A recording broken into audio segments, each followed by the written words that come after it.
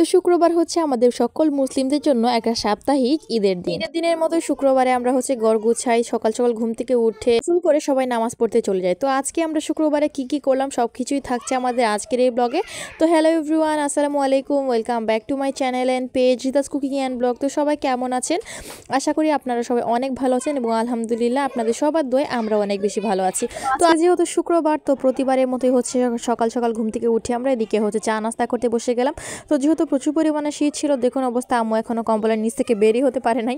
তো এদিকে হচ্ছে আমি চা বানিয়ে নিয়ে আসলাম। তো সকাল সকাল হচ্ছে সবাই মিলে আমরা নাস্তাটা সেরে নিচ্ছি, তারপরে হচ্ছে আস্তে আস্তে ঘর দোর গোছানো শুরু হবে। তো শুক্রবারই একটা স্পেশাল ডেট থাকে যেদিন হচ্ছে আমরা সব কিছু ধোয়া মোছা করি, কাপড় চোপড় ধুই ইত্যাদি ইত্যাদি। তো এদিকে হচ্ছে আমি চাদরগুলো দুই বিছানার উঠিয়ে ধুতে দিয়ে দিলাম।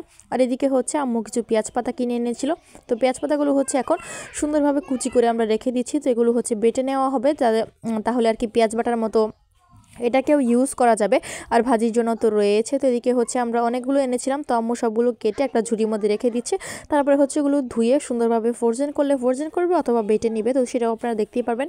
তো এই সব কাজ শেষে দেন হচ্ছে আমাদের দুপুরে রান্না করার পালা। তো যেহেতু আজকে শুক্রবার, অবশ্যই কিছু স্পেশাল রান্না হবে। এদিকে দেখে আম্মু সব বাটা মশলা একবারে নামিয়ে রেখেছে টেবিলের উপরে গলার জন্য। এই যে দেখতে পাচ্ছেন সবুজ কালার বাটাগুলো, এগুলো কিন্তু হচ্ছে পেঁয়াজ পাতার বাটা আর কি, তাহলে এগুলো পেঁয়াজ বাটার মতোই কাজ করে।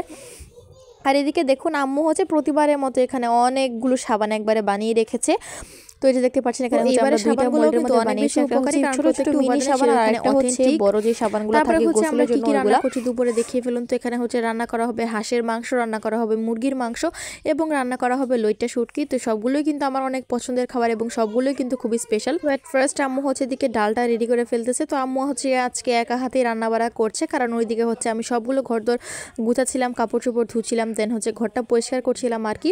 আর এদিকে হচ্ছে দেখতে পাচ্ছেন কাঁচামরিচ, আলু, পেঁয়াজ যেগুলো লাগে মাংস রান্না করার জন্য সবগুলো রেখে দেওয়া হয়েছে। তো এদিকে দেখুন আব্বু আবার নামাজ পড়ে আসার সময় এখানে অনেকগুলো হচ্ছে সরিষা ফুল নিয়ে আসছে। তো আব্বু বলছিল সরিষা ফুলের বড়া নাকি আব্বুর অনেক ভালো লাগে, তাই আব্বু ফুলগুলো নিয়ে আসে। তো যেহেতু এখন রান্না বাড়া কমপ্লিট, তো আমরা বললাম যে রাতে অবশ্যই আমরা সরিষা ফুলের বড়া করব। তো এদিকে হচ্ছে আমাদের চিকেন রেডি, হাঁসের মাংস রেডি, এদিকে হচ্ছে ডালও রেডি, আর এদিকে হচ্ছে শুটকিও রেডি। তো এখন হচ্ছে আব্বু চলে এসেছে নামাজ পড়ে।